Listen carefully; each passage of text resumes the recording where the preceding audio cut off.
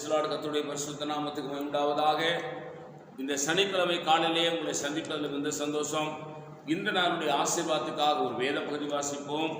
அது ஆதியாகமத்தின் புஸ்தகம் 12ஆம் அதிகாரம் 4ஆம் வசனம். கர்த்தர் ஆபிரகாமுக்கு சொன்னபடியே அவன் புறப்பட்டு போனான். லோத்தும் அவனோடு போனான். ஆபிரகாம் ஆரானை விட்டு புறப்பட்ட போது 75 வயது உள்ளவனாயிருந்தார். கவனிங்க, இங்கே கர்த்தர், நான் உனக்கு காண்பிக்கும் தேசத்துக்கு நீ புறப்பட்டு போ,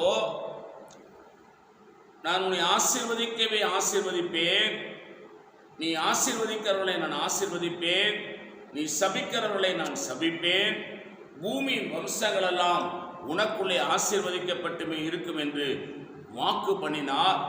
ஆபிரகாம் ஒரு கேள்வி கேட்காமல் கர்த்தர் போவச்சன இடத்திற்கு அவன் சந்தேகப்படாமல் புறப்பட்டு போனான். அல்லேலூயா.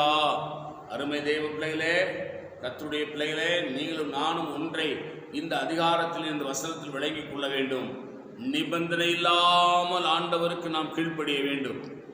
கர்த்தர் சொன்னா ஆமாண்டவரே சொல்லும் அடியேன் கேட்கிறேன் என்று சாமுவேலை போல நாம் ஒப்பு கொடுக்க வேண்டும். ஆண்டவர் சொல்றதை நம்ம செஞ்சோம்னா இந்த பூமியில நாம் ஆசீர்வாதமாக இருப்போம், சுகமாக இருப்போம், பாதுகாப்பாக இருப்போம் என்பதை மனதில் வைத்துக் கொள்ளுங்கள். நான் உங்களுக்காக ஜெபிக்கிறேன். பரிசுத்த பிதாவே, நீ எங்களோடு என்னோடு பேசின நல்ல வார்த்தைகளுக்காக ஸ்தோத்திரம். எங்களை ஆசீர்வதியும். இயேசு நாமத்தில் வேண்டிக் கொள்கிறோம் பிதாவே. ஆமேன். God bless you. கர்த்தர் உங்களை ஆசீர்வதிப்பாராக.